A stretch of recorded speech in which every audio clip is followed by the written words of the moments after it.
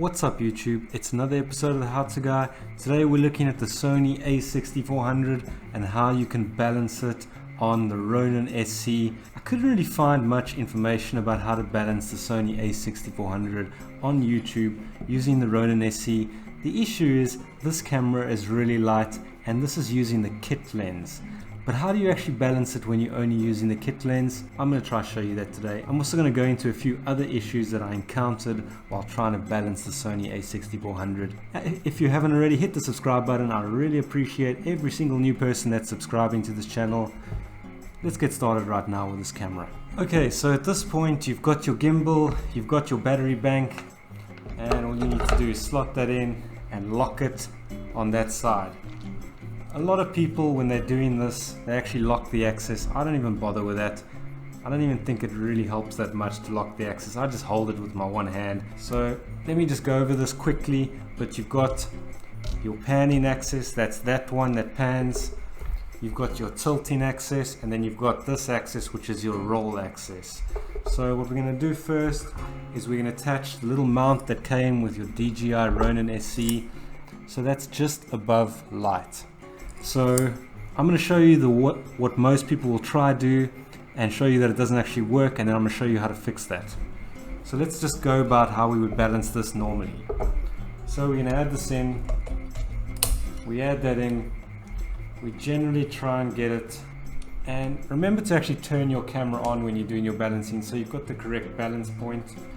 We'll probably push this forward slightly just to see if we can get it centered. Generally you want to get the gimbal on the tilt axis so that it actually just sits there straight. What I try to do then is I look at the tilt axis and I try and make sure that that is actually not swaying. You can see it's swaying slightly down, so I'll try and push that over slightly just to try and get it in the middle. It's a little bit tricky sometimes. And now we have it pretty well balanced. So as you can see, it's sitting there, it's not moving left or right, it's pretty much right in the middle. Now the issue with this is if you want to test and make sure that this is actually properly balanced, the idea is that if you hold the camera downwards, it's not supposed to flop back like that. So what we could try and do is try and adjust this tilt axis by pushing it all the way to the top. Problem is that would fix most issues. It would usually have enough to keep the camera's center of balance perfectly. The issue is this camera is so light that it doesn't work. So if anyone told you now this is correctly balanced, it's actually not correctly balanced, because the mere fact that you can hold it and it flops back forward means it's not correctly balanced. And turning it on now might appear that it's correctly balanced, and it'll probably even work, but you're putting a lot of extra stress on all these little motors. Let me show you the correct way to do this and to actually get around this issue where that happens, where it flops forward all the time. Okay, so the solution to actually get this camera correctly weighted is to use your riser plate. Okay, so you're going to connect the riser plate to the bottom of your camera first. Remember, this riser plate actually comes with your Ronin SC, so you shouldn't have any issues. If you haven't ever used it, you should have it in your box. So we're just going to hand tighten it.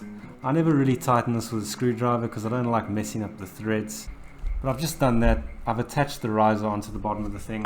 Then what you want to do is attach your base plate onto the one facing closest to the lens. So your base plate attaches to the one facing closest to the lens. And then I want you to tighten that particular one just past light. As you can see what I've done, it's sort of just past the light. Tighten it up with your fingers. You've got to have strong nails to do this, but that's what the end result should look like. So as you can see, I'm going to start balancing this. It seems like the riser plate should be at around 1.2 millimeters. Around that area seems to work best. And then as you can see, it's dropping slightly down to the side now. So what we want to do is push it over just ever so slightly, not too much. I actually got it a little bit too far there. Once you're happy with that, it's a little bit of an art form. Lock up that axis, and then once you drop it down, you're going to see it's going to drop all the way down. What you want to do is start working on the tilt axis now. So we're going to just drop that slightly. The tilt axis should be around 3.2, and then just tighten that up again And as you can see now, the camera is actually sitting there without actually flopping forward again like it was doing before. And it's actually sitting there, and that's going to be the roll axis, which is sitting nicely. The tilt axis is sitting nicely. Just slightly forward. There it is.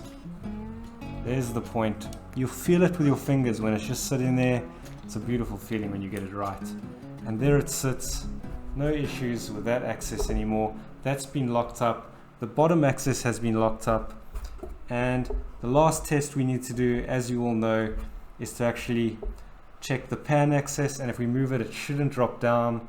And as you can see, that's pretty much near perfect. That might have been the best balance I've ever done. At this stage, we can probably turn the gimbal on and be happy and know that it should be perfectly balanced. If at that stage you start getting a shaky motor, which has sometimes happened to me, the motor starts shaking, then you need to connect your Ronin SC app, connect to your phone, choose your device in the list, then click on motor parameters. At the bottom you'll see auto tune. By holding the M button plus the front trigger button for 4 seconds, and look what's going to happen. So if I hold that in for 4 seconds, it's going to do its thing. It's going to start calibrating. Don't worry about that little shake. It's just calibrating all the motors to get them perfect. It takes about 15 seconds. You feel it shaking. The dots on the front of the display actually light up. Don't worry about that. It's all normal. Now we have a perfectly weighted gimbal. No issues with the motors. I'm using the small kit lens, the 16 to 50, what's it, 3.5 to 5.6, the kit lens that you get with the Sony a6000. This method that I just shown you, using the riser plate to actually give it a bit of extra weight, should work for almost all those cameras because they are so light and they have the similar body size. Give it a try. If you have a better method than this, please leave a comment. I'd really like to hear it. And if you haven't already, hit the subscribe button. I really do appreciate it. And see you again next time.